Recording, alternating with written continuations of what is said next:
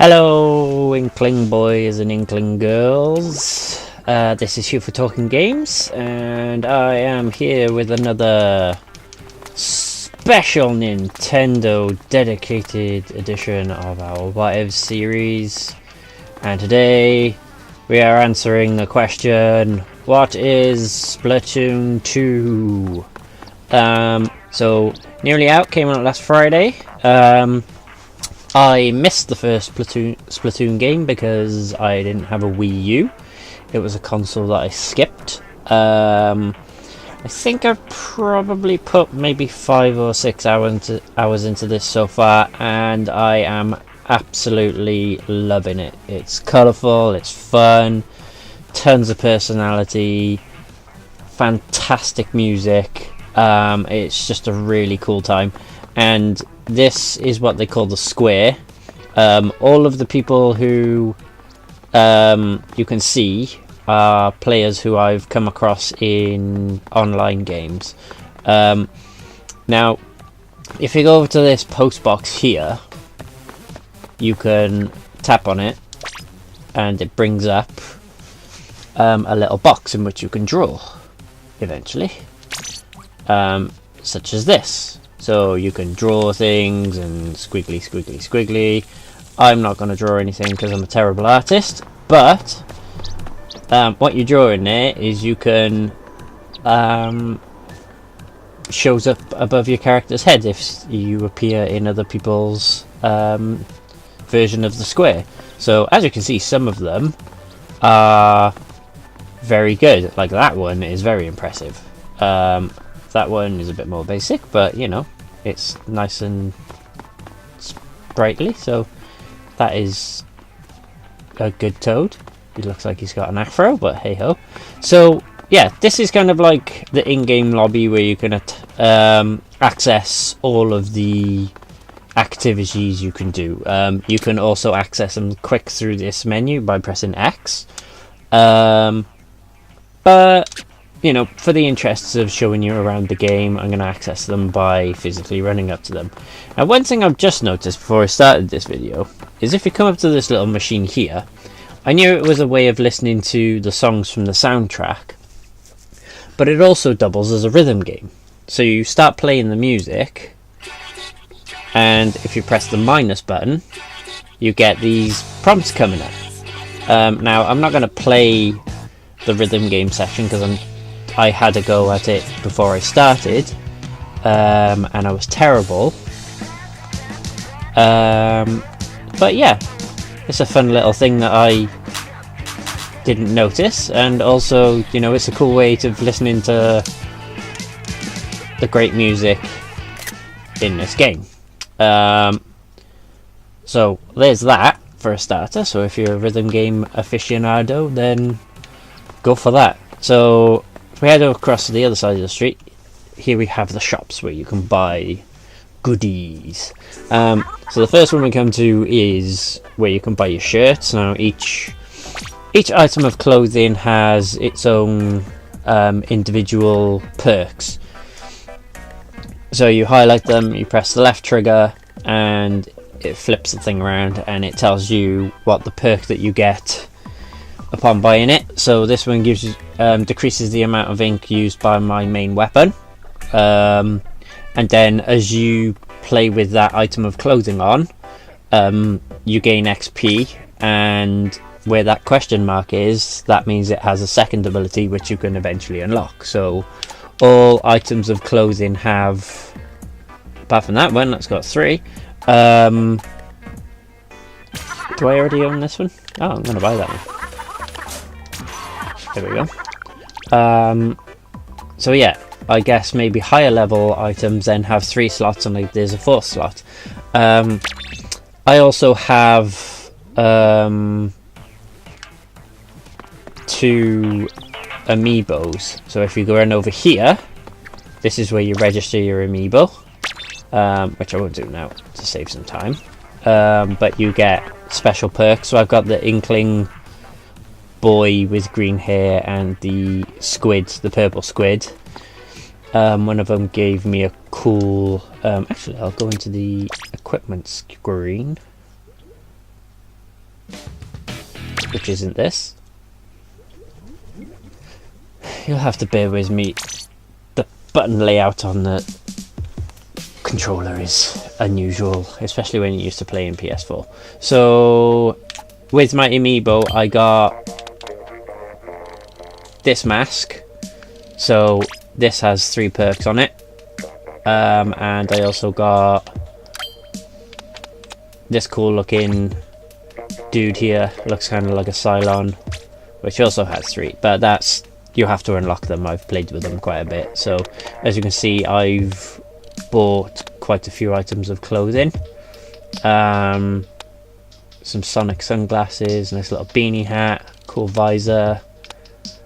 So there's tons and tons of like ability to like personalize your character, but then you also got to consider your loadout too. I've bought quite a few weapons. There's more available for me to buy, but before you buy them you can test them, which I'll show you in a moment. So if we go into the dude who runs this shop, is pretty cool. So this funky guy is where you buy shoes from. So some sweet kicks there available. Now you don't necessarily have to go back onto the street to access the next shop. So if you press the R or the L button, you just automatically shoot to the next shop, which is a good way of saving time. So this is where you buy your hats. Oh, you can buy a nice face mask. That's very funky. I think I might buy that just for the sake of it.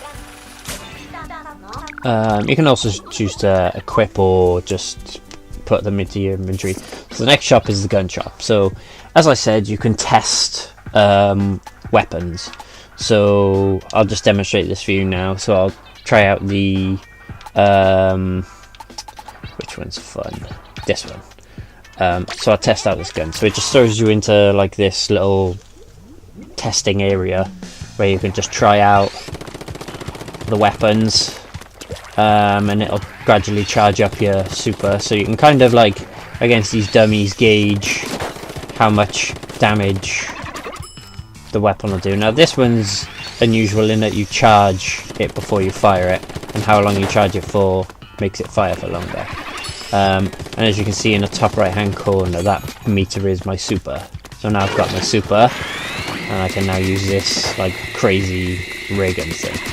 So you don't necessarily have to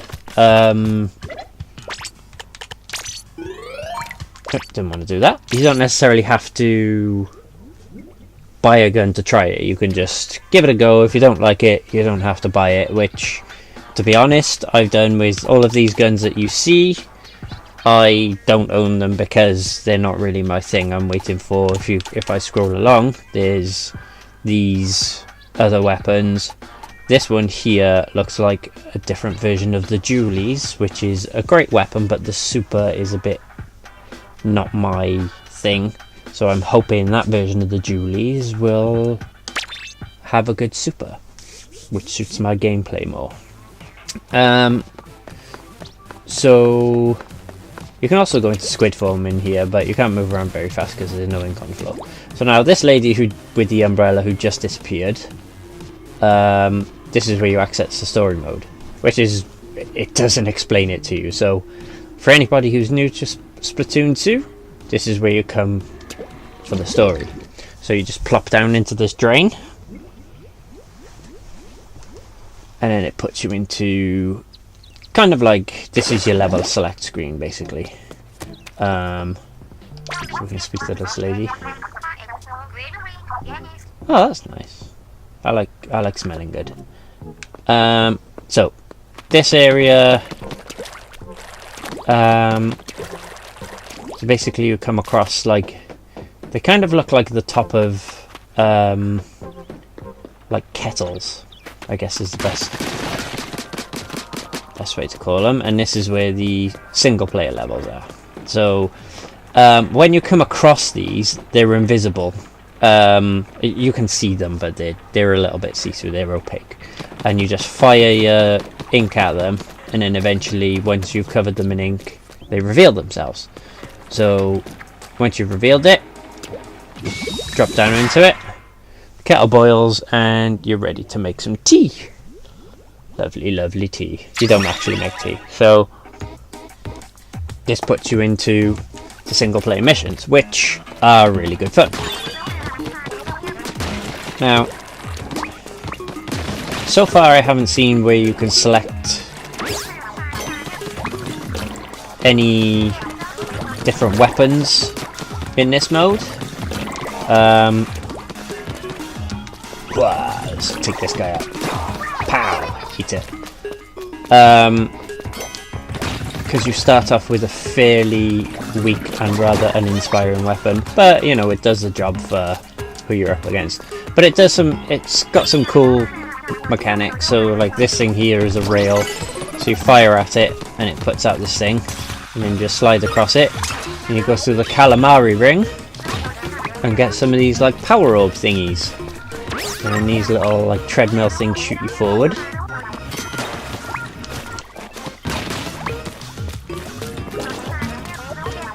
Now you can, if you shoot your ink on the wall, if walls are a bit too high like this, you can go into ink form and climb up walls that are inked, which is a really helpful mechanic, especially in multiplayer. It also, if you're on high end, say I want to get across there, as long as I make sure there's ink, I can move faster and jump further in squid form, so I can jump across to this. Open that, and I got a box full of little, I'm going to call them caviar. So I can do the same again here. Shoot forward, get through the calamari ring, and off I go. And then I can do a sick grind, and then I hit the next checkpoint. Whee! So yeah, this mode is so far pretty basic, but it's very good fun. Like, it does a lot of things that are different to obviously the multiplayer mode. It gives you some different mechanics to have to worry about, like these things with the paint rollers. So I just got some armor for my head, which is always nice. Gotta look after your head. So if you're going through ink that's a different colour to what you have in your tank, so I've got, as you can see, yellow ink, that purple ink, if I step on it, will slow me down. So it's always best to avoid ink that isn't your own colour, which in multiplayer is like the golden rule, because if there's people around you shooting at you and you're caught in their ink, you pretty much cannot go anywhere. Oh, I should do the ink jump across there. Yeah. There we go. So you can, if you shoot ahead of yourself, do that, and it makes you move faster. So if you want to speed run a level, it's always good. Now, your basic fire is the right trigger, but you also have a secondary fire, which is R, so you throw a grenade, which is fairly powerful, as you can see. So what I'm going to have to do here is ink up the wall, go for a climb, there we go, and then whee! Oh, sick grind again. Woo! Now throw a grenade to them. Oh, I thought I'd missed then. Always good. Nothing worse than a grenade fail, so when it comes off. So now I've got my special. I'm going to try and use it on these dudes. Wow.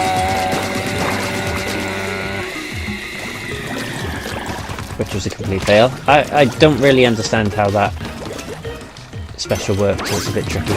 But we'll just take them out the old-fashioned way. Shooting them up. So I'm going to jump across there. Yo! Chill out. No need for that. Sit down. Ooh, calamari. Yum yum yum. Gotta love calamari. Yeah, so little like jumping sections like that, like you don't get them anywhere else in this game. Like they're really cool. Like this is very early on. I think this is like the third solo mission, so it's you know, kind of still introducing me to the mechanics of how it works. So you finish off by you break the bubble that this dude is in, rescue him, and then I'm done. Oh, and I broke my record too. Always good. I like breaking records. So yeah, so that is the story mode, and as I said before, you don't necessarily have to say run all the way in that direction where I'm firing now to get back out. You just go into the menu. Oh, you do have to. Okay. Hush my mouth. But, you know, I can speed up my route by... Sorry, lady. I didn't mean to wink you in the face. How rude of me. This area is pretty cool because while you're in it as well, it kind of remembers where you've inked. There we go. So I can go back to Inktopolis Square. Now, the other section that's left over... oh, that guy likes Muse. So this room here, if you go in here, this is where you set up like your couch co-op games, so split screen games or games where you've got multiple Switch consoles in the same room. I'll show you the menu now just so you can kind of take a quick look at it. So you can host a salmon run, which is like the horde mode. You can host private battles, or you can search for a room that's been set up by someone else on their Switch in the same room. So there's that. I'm not sure if I'll ever get to use that feature, but I can imagine having a bunch of Switch consoles together playing would be cool. Now this is where you go to do the salmon run. Unfortunately, and weirdly, because Nintendo, it's only open at certain times of day. I'm going to ask for a bonus because I don't know what this does. I haven't earned a bonus. Aw, that sucks. So the salmon run is the horde mode. And as I said, oddly, it's only available at certain times of day. You can play it with other people, but weirdly you have to matchmake with random people. I don't think there's any way that you can play it with a friend, that I found out. And one thing that I will be talking about on the podcast this week is how annoyingly tricky this game is to play with friends and like form a team. So say, you know, for want of a better term, like a fire team. It's very difficult to like create a team of friends and go into what I'm going to play now, which is Turf War, which is currently the only online mode available to me. There are 3 online modes. So you've got regular battle, which is like Turf War rather. The stages rotate, I think it's every 2 hours. So you get 2 stages that you alternate between. So you got rank battle, which I can play when I hit level 10, and as you can see I'm just over level 9. And then league battle, so if you get to rank B- or higher in ranked mode, you can then play league mode. So there's a lot of reason for you to keep playing and, you know, keep improving and get your score up and so on and so forth. So I'm going to play some Turf War for you now. So it's very easy. It just throws you in, match makes, finds 7 other people, and just throws you in to 2 teams of 4. So there we go, straight away we've got a full game. Now Turf War is very simple. It's all about covering the floor on the map with as much of your colour ink as you can. That's it. It doesn't, kills don't count for anything, even though they assist you. So basically what you've got to do is cover as much of the floor with your ink as you can. Now, I always hang around in the spawn and cover this area with ink right away, because people seem to enjoy running off and leaving large swathes of the map uncovered. Where did that guy go? There he is. Sorry dude, you're going down. So as you can see, top right hand corner of the screen, that's my supercharging, which is now charged, so hopefully as long as I don't die I'll get to use it shortly. And the number that you see going up is basically my score.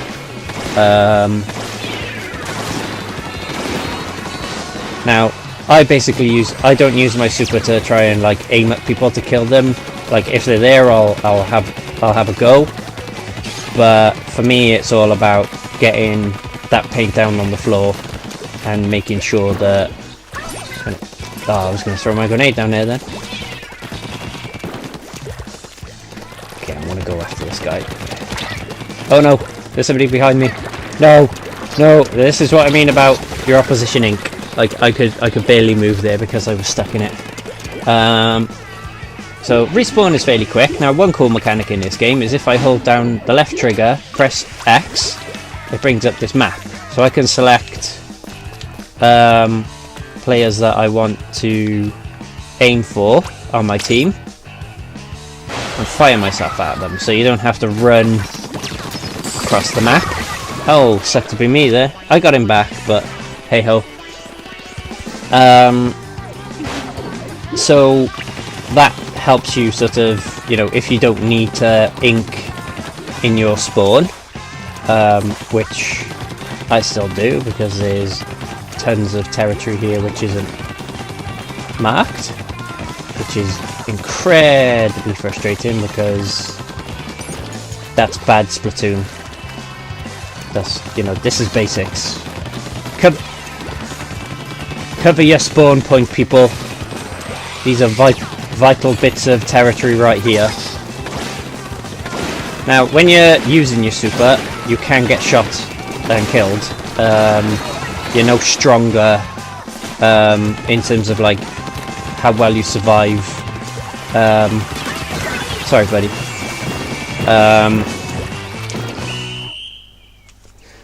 I don't think we won that. Oh, we very much didn't win that. So as you can see from the map, the purple team definitely took that, and by some distance.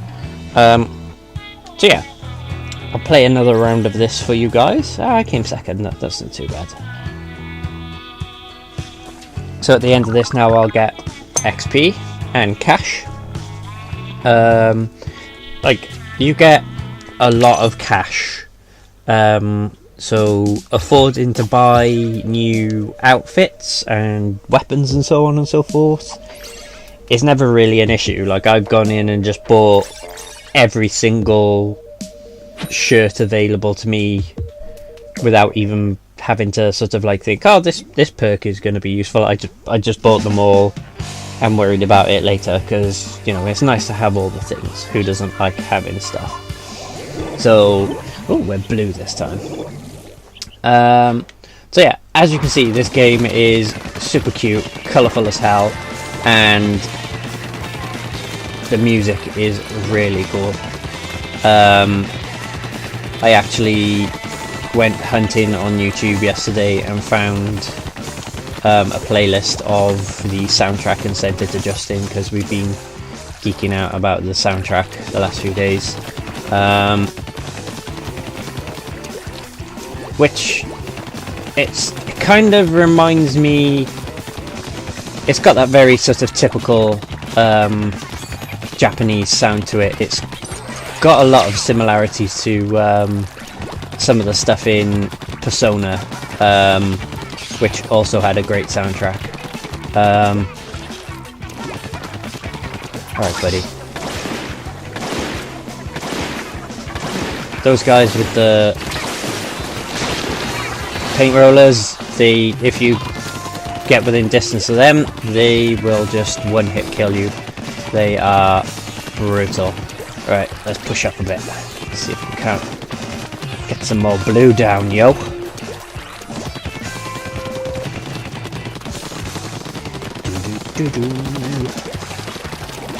Now, the matches are like really fast and furious, so you're only looking at like 3 minutes a round. So, it's never really very long, and it's really cool because it's just like very sort of pick up and play, like just one more round sort of sucks you in and you can't stop playing it type deal. Right, let's pop my super and go this way.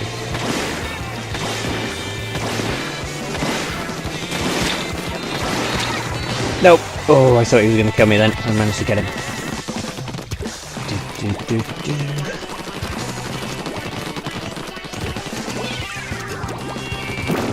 Alright team, let's do this. Whoa, how did that guy shift sideways that fast? Doesn't matter, he died anyway. Ha ha ha ha.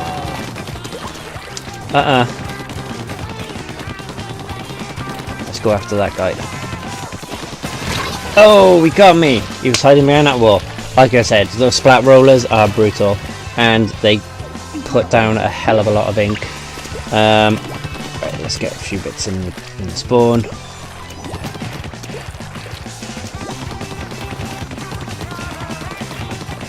Now, general rule of thumb is, like, I tend to score sort of between 600 and 800 points a round, and I'm usually, like, that's usually my kind of, like, benchmark for me being happy.